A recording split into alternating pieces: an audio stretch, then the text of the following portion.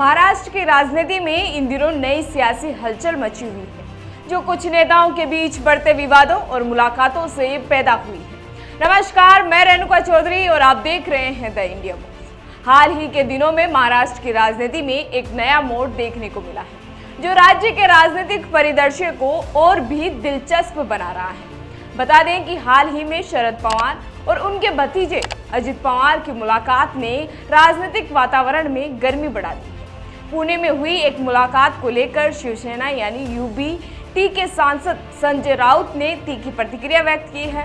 राउत ने आरोप लगाया है कि अजित पवार उनके गुट ने महाराष्ट्र को धोखा दिया है और वे उन लोगों से कोई संपर्क नहीं रखती जो शिवसेना छोड़कर चले गए हैं।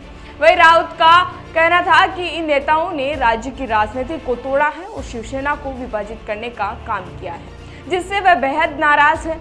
यह बयान उस समय आया था जब शरद पवार, एनसीपी के प्रदेश अध्यक्ष जयंत पाटिल, अजित पवार और दिलीप वालसे पाटिल जैसे नेताओं ने एक बैठक में हिस्सा लिया था। इस बैठक का उद्देश्य चीनी उद्योग और किसानों से जुड़े मुद्दों पर चर्चा करना था।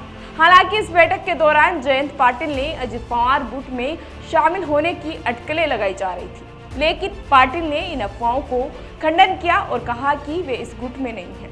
वहीं संजय राउत ने स्पष्ट किया है कि शिवसेना के नेता उन लोगों से कोई बात नहीं करेंगे जिन्होंने पार्टी छोड़ दी और सत्ता के लालच में अपनी राजनीति बनाई है। राउत ने यह भी कहा कि ये उन लोगों से लड़ते रहेंगे जिन्होंने पार्टी को तोड़ने का काम किया है और राज्य को धोखा दिया है। अब राजनीतिक जानकारों का कहना है कि यह कोई पहली बार नहीं था जब राउत ने शरद पवार के किसी कदम पर नाराजगी जताई हो। इससे पहले भी उन्होंने शरद पवार द्वारा एकनाथ शिंदे को सम्मानित करने और उनकी प्रशंसा करने पर तीखी प्रतिक्रिया भी दी। राउत का कहना था कि शरद पवार को उन लोगों से कोई संबंध नहीं रखना चाहिए जिन्होंने शिवसेना को तोड़ा हो और महाराष्ट्र की राजनीति में गड़बड़ी पैदा की हो। बता दें कि शरद पवार के इस कदम का बचाव उनकी बेटी और एनसीपी की कार्यकारी अध्यक्ष सुप्रिया सुले ने किया।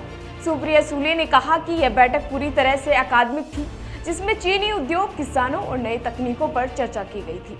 साथ ही उनका कहना था कि इस बैठक का राजनीति से कोई लेना देना नहीं था और इसमें कोई राजनीतिक विचारधारा पर चर्चा भी नहीं की गई थी। जानकारों का मानना है कि इस घटनाक्रम से ये स्पष्ट होता है कि महाराष्ट्र की राजनीति में अंदरूनी संघर्ष और असहमति की स्थिति गहरी हो गई है। शरद पवार और अजित पवार की मुलाकात ने एक बार फिर से यह साबित कर दिया कि राज्य की राजनीति में केवल सत्ता बिखरी हुई ललक और शक्ति संघर्ष की प्रमुख कारण है।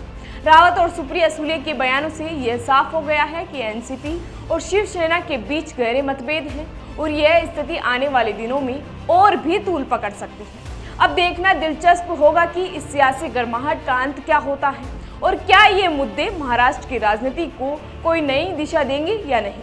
फिलहाल इसी से जुड़ी जानकारी जानने के लिए बने रहिए हमारे साथ और देखते रहिए द इंडिया।